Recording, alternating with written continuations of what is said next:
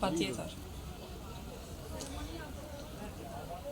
Të nderuar zonja dhe zotrin, e dashur presidenti Osmani, e dashur zonja Nafie, të dashur ambasador, mirë se erdhët në marshin e tetorit roz nën patronatin e presidentës së Republikës së Kosovës, zonja Vjosa Osmani. Një aktivitet që na bashkon çdo vit në frymën e ndërgjegjësimit, mbështetjes dhe dashurisë për jetën. Tetori roz është muaj i forcës, i shpresës dhe i kujdesit për shëndetin e grave. Sot jemi këtu për të ecur së bashku, për të ngritur zërin dhe për të treguar se asnjë betejë nuk është e vetme kur jemi bashk. Në këtë ngjarje të veçantë, fjalën e hapjes do ta mbaj Presidentja e Republikës së Kosovës, shkëlqësia e saj, zonja Vjosa Osmani, e cila çdo vit është zëri më i fortë i mbështetjes për gratë dhe familjet që përballen me kancerin e gjirit.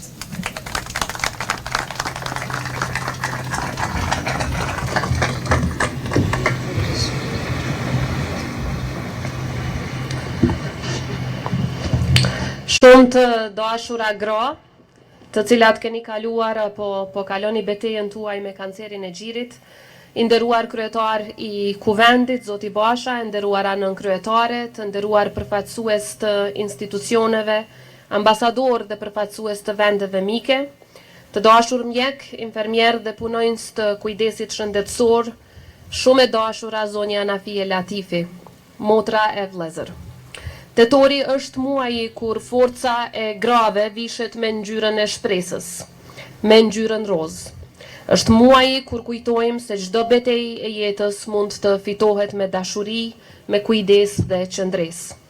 Në këtë muaj ne nuk flasim vetëm për dhimbje, por flasim mbi të gjitha për guxim. Nuk flasim për sëmundje, por flasim për jetë.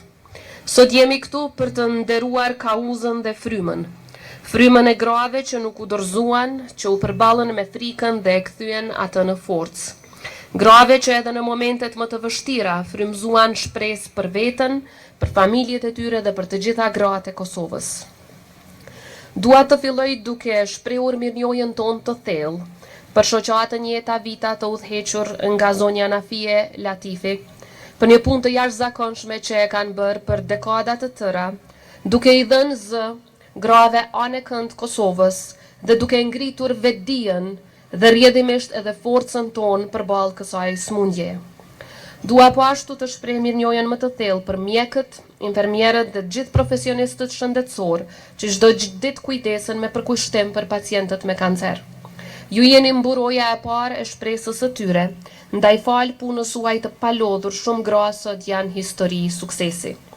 Prej kohës kur kam qenë kryetare kuvendi e sot edhe si presidente kam pas nderin që të punoj përsëafërmi me secilin prej jush në mënyrë që të bashkojmë forcat në përballjen me këtë smundje të qytetarëve tanë. Në çdo takim me gratë kemi mësuar diçka të re për forcën njerëzore, për besimin dhe për kuptimin e jetës.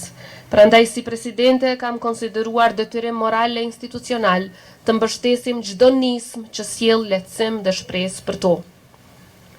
Kjo është pjesë e përkushtimit tonë të vazhdueshëm dhe mbështetje që e kemi nisur vite më parë e që nuk duhet të ndalet, sepse për çdo grua e çdo burr që përballet me këtë sfidë, ne duhet të jemi pranë jo vetëm me fjalë, por edhe me vepra konkrete.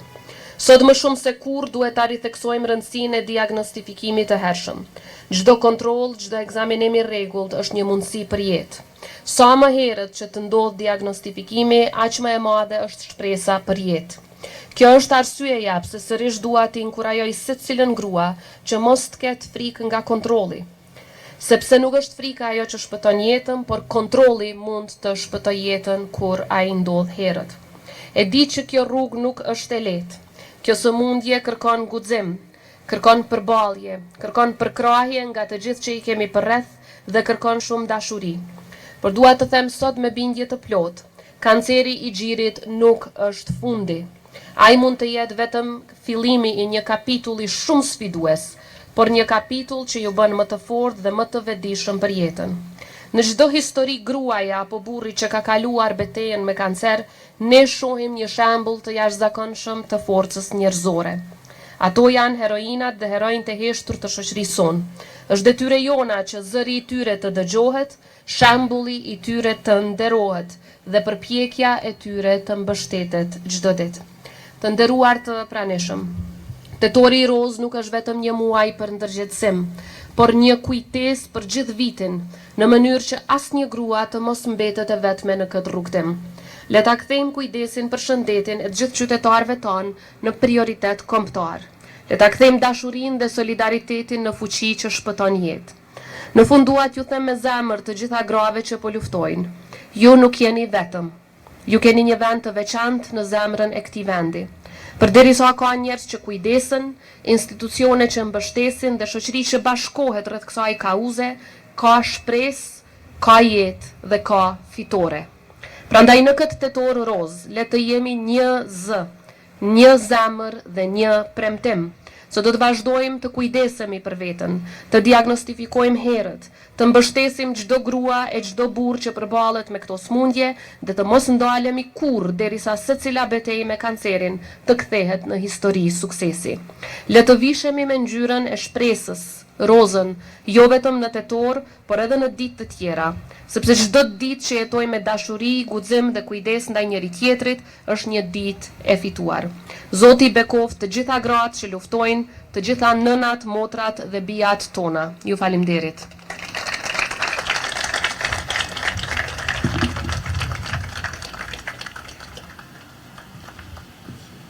Faleminderit shumë e dashur presidente. Tani do ta kemi nderin të ndëgjojmë doktoresh Dafina Ademin, përfaqësuese nga onkologjia, e cila do të ndajë me ne mesazhe të rëndësishme për rëndësinë e diagnostikimit të hershëm dhe kujdesit shëndetësor.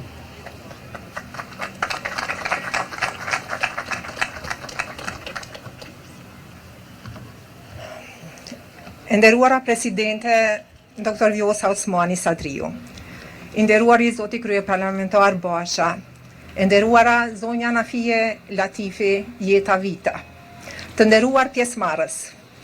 Vite më parë, Kosova ka qenë në një terr informativ për kancerin në përgjithësi dhe kancerin e gjirit në veçanti. Pyetjet asaj kohe, nëse kjo sëmundje është ngjitse, tani janë të tejkaluara.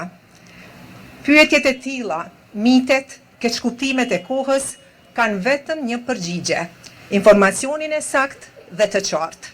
Për këtë, më duhet të falenderoj pafundësisht zonja Nafie Latifi, si pishtarin e shpërndarjes së informacionit të saktë përmes profesionistëve shëndetësor. Vizioni i zonjës Nafie ka bërë historinë, ka lënë gjurmë dhe ka ndikuar në ngritjen e vedijes dhe edukimit shëndetësor në vendin tonë. Njëra prej arsyeve që ne sot në klinikën e onkologjisë shohim më pak raste të avancuara është pikërisht zonja Nafie dhe vizioni i saj për shpërndarjen e informacionit të saktë dhe edukimin. Jam më së e bindur që ajo me përkushtimin dhe ndershmërinë e saj do vazhdoj të na befasoj. Kanceri i gjirit është kanceri më i shpeshtë që prek gratë në Kosovë.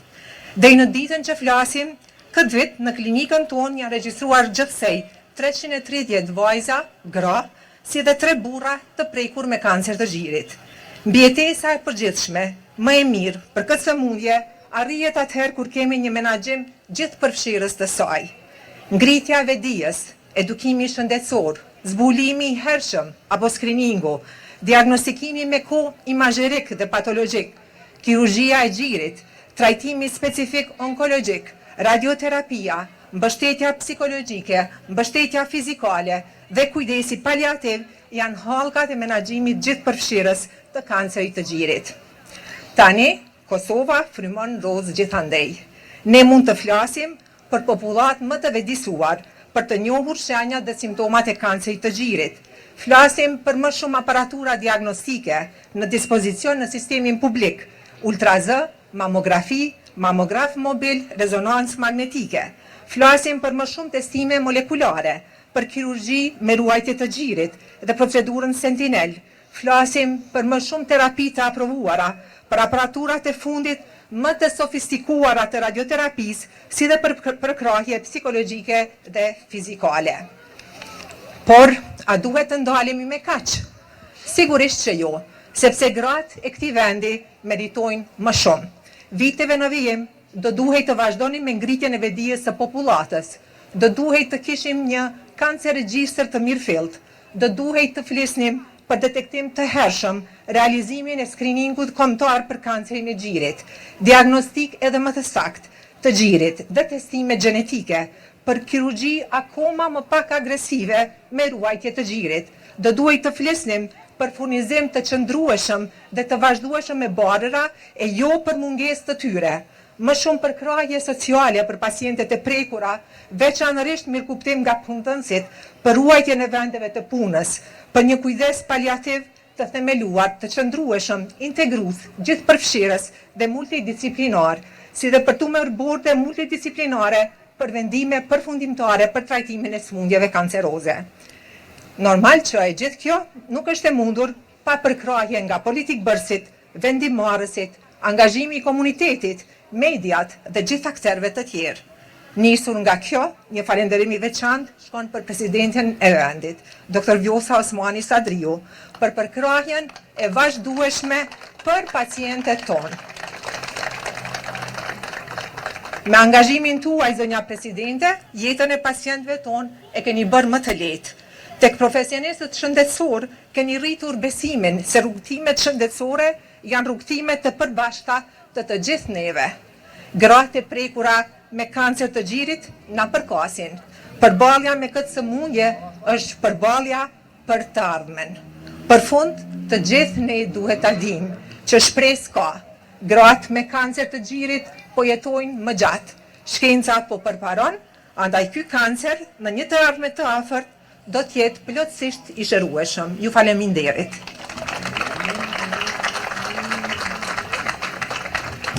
Faleminderit shumë zonja Ademi. Në vazhdim do të dëgjojmë rrëfimin frymëzues të zonja Nafie Latifi. Një vullnetare që me zemër, guxim dhe përkushtim ka bërë një revolucion të pashoq në ndërgjegjësimin për kancerin e gjirit në vendin tonë.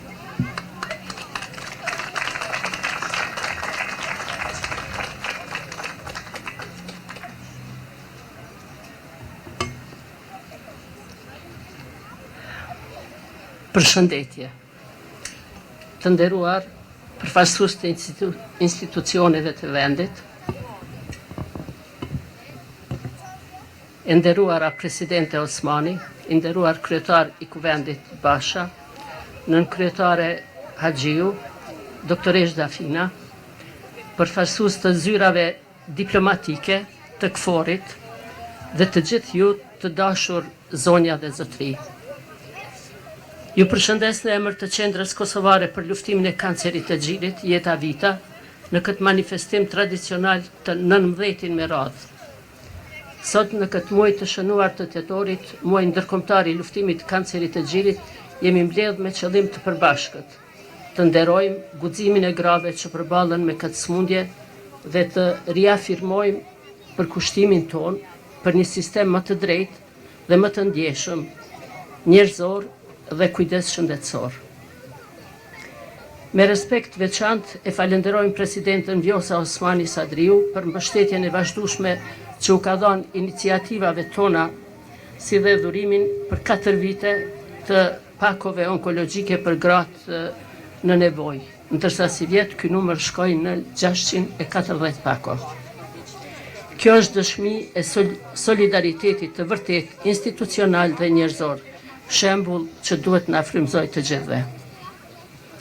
Falenderimet veçanta u drejtojmë institucioneve shëndetësore për ngritjen e nivelit të diagnostikimit të hershëm dhe të trajtimit, si dhe personelit të përkushtuar onkologjik, radiologjik, kirurgjik dhe infermierik, të cilët me profesionalizëm e përkushtim u qëndrojnë pranë pacientëve çdo ditë. Megjithatë, konsideroj se sot është edhe një moment reflektimi,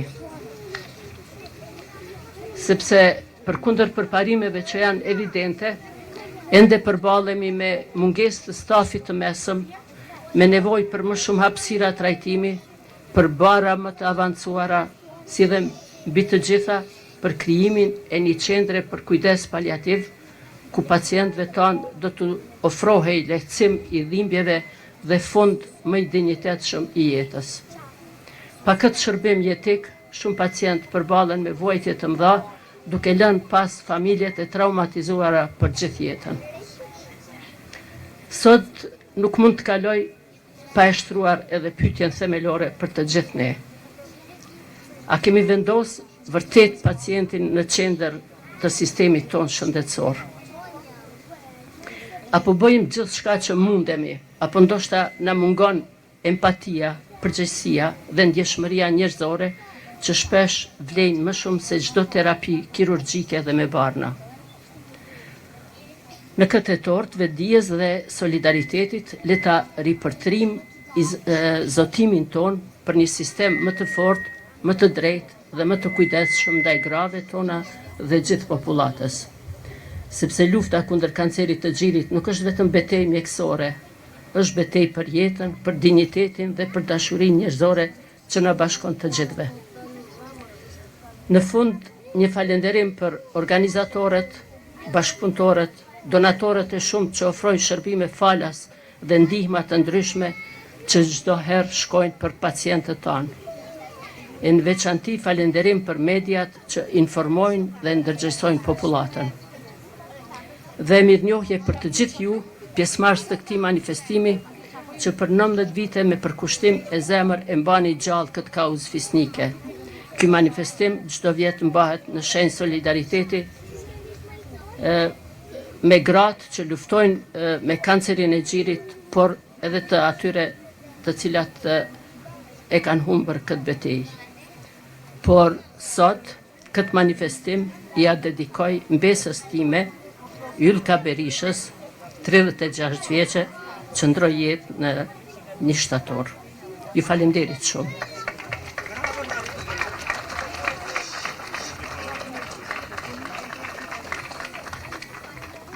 Faleminderit shumë e dashur Nafie. Dhe për ta mbyllur sigurisht me ndjenjë, do të shijojmë një pikë artistike nga baleti i Kosovës, që përmes artit dhe lëvizjes do të përcjell mesazhin e forcës, shpresës dhe bukurisë së jetës. E veçanta e kësaj performance janë vajzat nga Down Syndrome Kosova. Ju ftoj me një trokitje.